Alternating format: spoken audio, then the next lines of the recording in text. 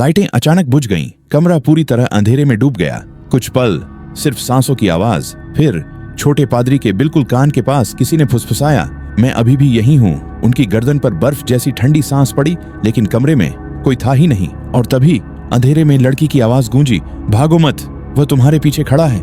कमरे में फिर वही सन्नाटा लौट आया, लेकिन इस बार वह पहले जैसा नहीं था।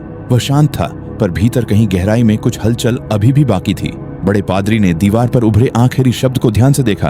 रात बाकी है, हमें यहीं रुकना होगा, उन्होंने धीमे स्वर में कहा। छोटे पादरी ने सिर हिलाया। बाहर सुबह होने में अभी कई घंटे थे।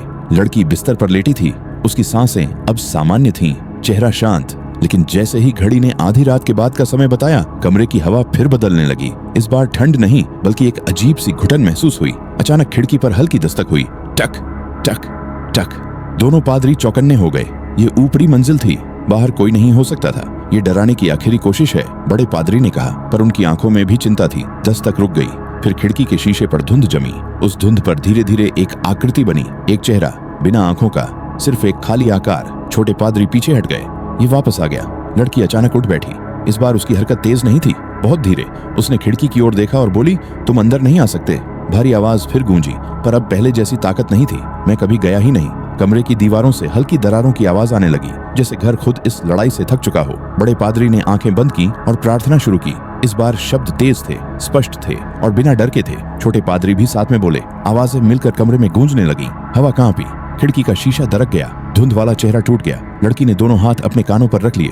रुको, वो गुस्से में है, उसे होना पड़ेगा, बड़े पादरी ने कहा, क्योंकि वह हार रहा है। अचानक कमरे की सारी लाइटें बुझ गईं। पूर्ण अंधेरा। कुछ पल तक सिर्फ सांसों की आवाज, फिर अंधेरे में वही भारी आवाज, इस बार बहुत पास से। अगर मैं जाऊंगा तो किसी को साथ लेकर जाऊंगा। छोटे पादरी के दिल की धड़कन तेज हो गई।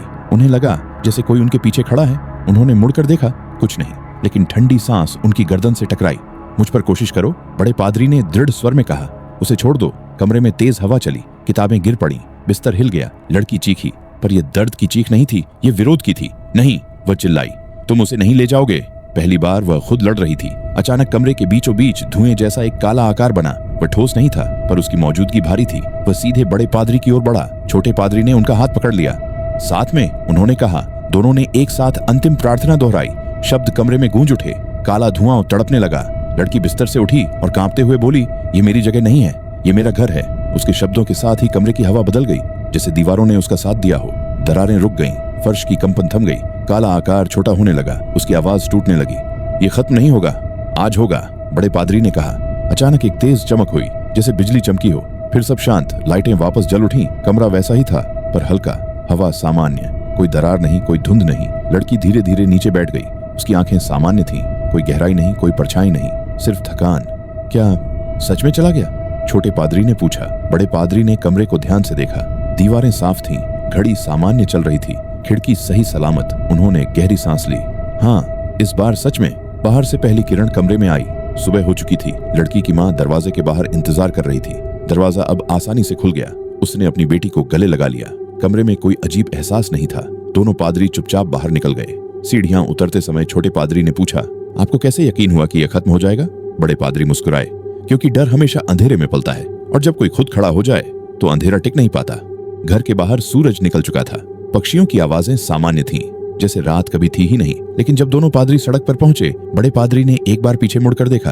खिड़की पर लड़की खड़ी थी। वह मुस्कुरा रही थी, सच्ची मुस्कान। और इस बार कोई धुंध नहीं थी। रात सच में खत्म हो चुकी थी। दोस्तों, अब ऐसी ही कहानी सुनने के लिए हमारे चैनल को सब्सक्राइब कर लो।